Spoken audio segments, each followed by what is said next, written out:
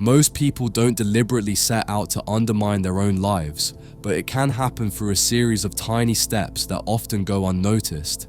There's a subtle, unspoken truth about certain married women that catches many men off guard. It's not about weakness or lacking principles, it's about how human nature can be drawn toward temptation. No one plans to wake up one day and throw everything away. It begins in the smallest moments. A friendly conversation that lasts a little too long, a lingering glance at the office, or that slight rush of excitement from a text message she shouldn't be anticipating. Psychologists refer to this gradual shift as the slow erosion of boundaries. Thought by thought, interaction by interaction, until one day she scarcely recognizes who she's become. So why do some married women find themselves more vulnerable to being lured in? Often, they're not chasing a physical thrill, but something missing in their emotional world. Many once had a rich connection, those late night talks, the thrill of being truly seen, the comforting sense of partnership. Over time, routine took over, and the relationship slipped into a pattern of chores and shallow conversations.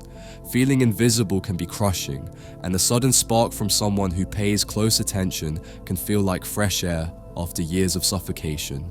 In some cases, these women also battle a loss of identity. Before marriage, they were recognized for their unique qualities, but later they become someone's wife, mother, or caretaker. They slip into roles they value, yet they also crave feeling like an individual again.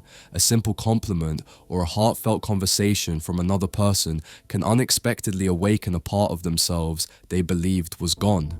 But how do they justify crossing a line? It usually starts with innocent excuses. We're just talking, or it's only a friendly text, no big deal. Psychology calls this process cognitive dissonance, where the mind twists reality to protect itself from guilt. The more convincing those justifications become, the easier it is for boundaries to blur from purely emotional connections into deeper entanglements. Not all betrayals are physical. Emotional attachments can be just as powerful. When a married woman shares her deepest thoughts and struggles with someone outside her marriage, things she no longer confides in her partner, she's already stepping away. It might start with, "I deserve some happiness," a line of thinking that normalizes whatever follows. The moment she feels that her new connection offers something more genuine or thrilling than her marriage, she may find herself at a crossroads with no simple way back. The real danger often shows up when that first line is crossed, maybe the first secret message or the first meetup that feels more charged than casual.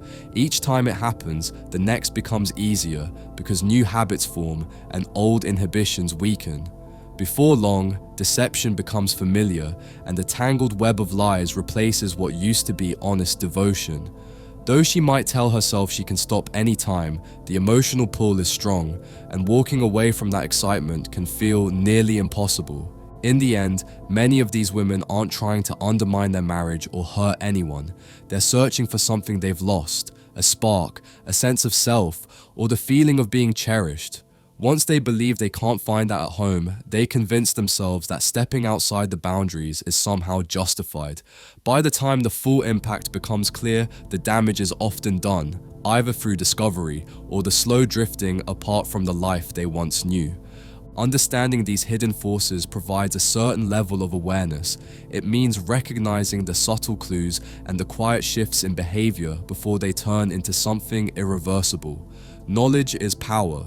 By seeing what others might overlook, you can make choices, both in your own relationships and in how you respond to signs of someone reaching for something missing in their life.